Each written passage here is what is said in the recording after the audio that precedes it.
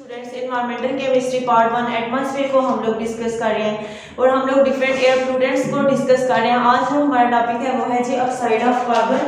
जैसे हम लोग ने पीछे oxide of nitrogen, oxide of carbon, oxide of sulphur वगैरह पढ़ा था, तो इनको हम लोग कंबाइंड लिखते हैं COX की फॉर्म में। अब ये हमारे पास दो तरह के कार्बन के ऑक्साइड हो सकते हैं। एक हम लोग कहते हैं CO carbon monoxide, second one है जी हमारे पास कार्बन डाइऑक्साइड। अब यहाँ पे अगर हम लोग बात करें तो ये जो कार्बन डाइऑक्साइड है ये हमारे पास किस फॉर्म की होती है और कार्बन मोनोऑक्साइड किस फॉर्म की होती है, तो हम लोग कहते हैं और ये प्रोड्यूस कैसे होती हैं, दोनों कैसे जो है ये मेनली प्रोड्यूस कैसे होती हैं। अब ये जो कार्बन डाइऑक्साइड है ये अगर हम लोग कहते हैं कि कोई भी ऑर्गेनिक कंपाउंड है, जब हम इनको ऑक्सीजन सप्लाई करेंगे, जो ऑक्सीजन की क्वांटिटी है ये अनलिमिटेड अमाउंट ऑफ ऑक्सीजन जो है इसकी मौजूदगी में जब हम ऑर्गेनिक कंपाउंड को बर्न करेंगे तो इसके नतीजे में हमारे पास जो है कार्बन डाइऑक्साइड जो है वो प्रोड्यूस होगी। कैसे प्रोड्यूस होगी? अगर हमारे पास कोई ऑर्गेनिक कंपाउंड है, जब हम इसे बर्न करेंगे इन दी प्रेजेंस ऑफ ऑक्सीजन, तो ये क्या होगा कि इसके नतीजे में हमारे पास एक कार्बन डाइऑक्साइड गैस जो है वो बनेगी, साथ में क्या बनेगा, साथ में एक वाटर का मॉलिक्यूल जो है वो बनेगा। अब अगर नेक्स्ट हमारे पास ये कि सल्फर कार्बन मोनोऑक्साइड की फॉर्मेशन कैसे होती है, इसका सोर्स क्या है, तो हम लोग कहते हैं कि जब हमारे पास ऑक्सीजन की सप्लाई जो है ये लिमिटेड होगी, ऑक्सीजन की कंसंट्रेशन जो है वो कम होगी, उसके नतीजे में जो हमारे पास ऑक्साइड बनता है कार्बन का, उसको हम लोग कहते हैं कि कार्बन मोनोऑक्साइड। अब कार्बन क्या होगा कि ऑक्सीजन की कंसंट्रेशन जो है वो कम है, ऑक्सीजन की कंसंट्रेशन क्या होती है कि लिमिटेड कंसंट्रेशन, हम इसे लिख देते हैं कि लिमिटेड कंसंट्रेशन जो है ऑक्सीजन की होगी, तो जब हम इसे बर्न करेंगे तो इसके नतीजे में हमारे पास क्या प्रोड्यूस होगी, इसके नतीजे में जो गैस जो है वो प्रोड्यूस होगी वो होगी जी हमारे पास कार्बन मोनोऑक्साइड। साथ में क्या रिलीज होगा, साथ में हमारे पास वाटर का मॉलिक्यूल जो है वो रिमूव होगा और साथ में जो है ये कार्बन भी जो है वो रिमूव होगी। यहाँ पे जो कार्बन मोनोऑक्साइड है के हैं वो 2 मॉलिक्यूल जो है वो बनेंगे और यहाँ पे हमारी ट्रेन जो है ये बैलेंस हो जाती है। कैसे प्रोड्यूस होते हैं ये? एक्सेस अमाउंट ऑफ ऑक्सीजन में कार्बन डाइऑक्साइड जो है वो प्रोड्यूस होती है। ऑक्सीजन की अगर कंसंट्रेशन ज्यादा होगी तो उसके नतीजे में कौन सी गैस प्रोड्यूस होगी, कार्बन डाइऑक्साइड, और लिमिटेड अगर ऑक्सीजन की कंसंट्रेशन होगी तो उसके नतीजे में जो है वो कार्बन मोनोऑक्साइड जो है वो प्रोड्यूस होगी। अब अगर हम वन बाय वन इन दोनों को देख लें तो हम लोग सबसे पहले देखेंगे कि कार्बन मोनोऑक्साइड के हमारे पास सोर्स क्या है, ये कहाँ से प्रोड्यूस हो सकती है। और तो हम फर्स्ट जो सोर्स आ जाता है तो अब हम लोग कहते हैं कि ये सोर्सेज जो हैं, अगर हम लोग बात करते हैं कि कार्बन मोनोऑक्साइड के सोर्स कहाँ हैं, तो फर्स्ट सोर्स आ जाता है कि इंटरनल कंबस्टन इंजन जो है, जितने भी हमारे पास मोटर बाइक्स वगैरह होते हैं, इनमें क्या होता है कि इनमें इनकी जो फ्यूल की कंसंट्रेशन है वो सही तरह से बर्न नहीं हो पाती। जब वो सही तरह से बर्न नहीं हो पाती तो उसके हम लोग ने पीछे बात की है कि जब ऑक्सीजन की कंसंट्रेशन लिमिटेड होगी, ऑक्सीजन की कंसंट्रेशन कम होगी, उसके नतीजे में हमारे पास कौन सी गैस बनेगी, उसके नतीजे में कार्बन मोनोऑक्साइड जो है गैस बनेगी।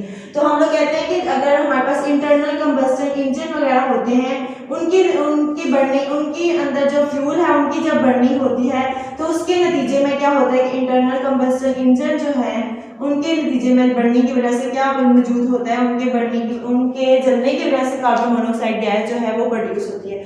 सेकंड वन हम लोग कह लेते हैं कि जितने हम लोग कहते हैं कि ऑटम के सीजन में क्या होता है कि पत्ते वगैरह गिरना शुरू हो जाते हैं। जब पत्ते वगैरह जब गिरते हैं तो उनमें कौन सी गैस जो है उनके गिरने की वजह से हम लोग कह लेते हैं कि अबाउट 25% अगर हम लोग पूरे साल की बात करें तो ऑटम के सीजन में हमारे पास जो कार्बन मोनोऑक्साइड है इसकी कंसर्न क्या होता है कि उनमें पत्तों में वेस्ट वगैरह एक्यूमुलेट होना शुरू करते हैं। जब वो वेस्ट ऑटम के सीजन में नीचे गिर जाता है तो क्या होता है कि उसके नतीजे में भी हमारे पास कौन सी गैस प्रोड्यूस होती है, उसके नतीजे में भी कार्बन मोनोऑक्साइड जो है वो प्रोड्यूस होती है। तो एनुअली अगर हम लोग बात करते हैं तो हम लोग कहते हैं कि हमारे पास जो है ये अबाउट 25% जो है ये एटम के सीजन में क्लोरोफिल की उसकी कंसंट्रेशन कम हो जाती है तो उसके नतीजे में भी हमारे पास कौन सी गैस जो है वो प्रोड्यूस होती है, कार्बन मोनोऑक्साइड जो है वो प्रोड्यूस होती है।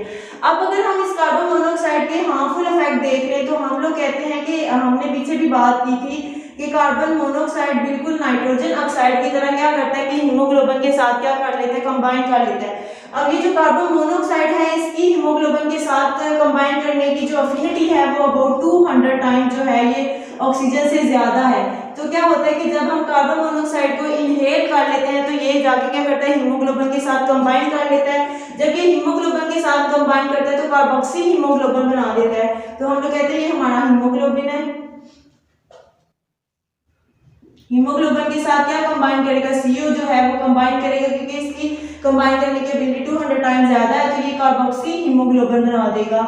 जब ये कार्बोक्सी हीमोग्लोबिन बना देगा तो ऑक्सीजन की कंसंट्रेशन जो है वो बॉडी में कम हो जाएगी, ऑक्सीजन इसके साथ हीमोग्लोबिन के साथ कंबाइन नहीं होगी, तो जिसकी वजह से क्या होगी कि जो ह्यूमन बीइंग्स हैं इनकी क्या होगी, एनिमल्स की क्या होगी, डेथ होना शुरू हो जाएगी।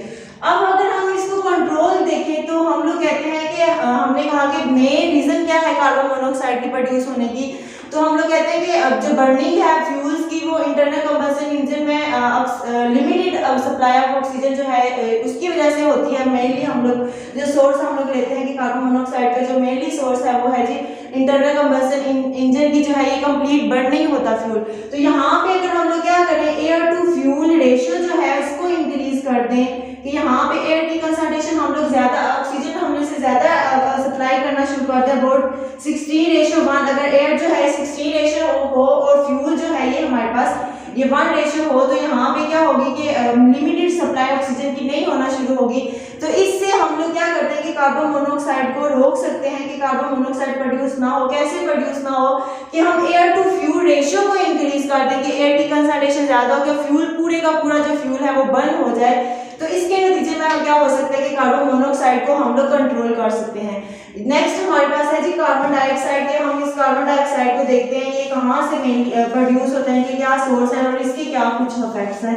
तो हम लोग कहते हैं कि कार्बन मोनोऑक्साइड के मेनली 3 सोर्स आ जाते हैं हमारे पास। एक तो हम लोग कहते हैं कि ये रिस्पायरेशन के थ्रू प्रोड्यूस होते हैं।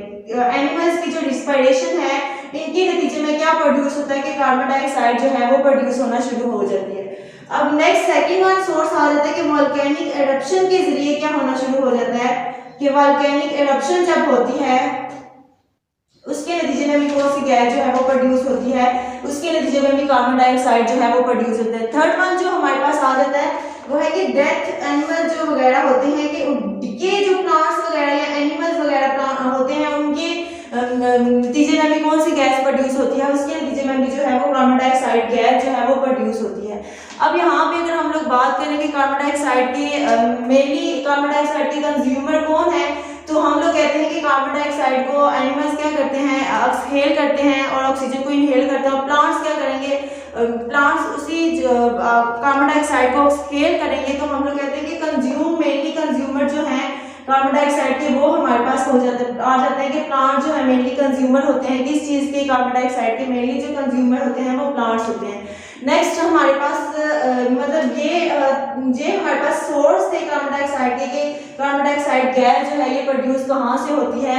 तो नेक्स्ट अगले चैप्टर में हम लोग इस कार्बन डाइऑक्साइड के जो हार्मफुल इफेक्ट्स जो हैं वो डिस्कस करेंगे।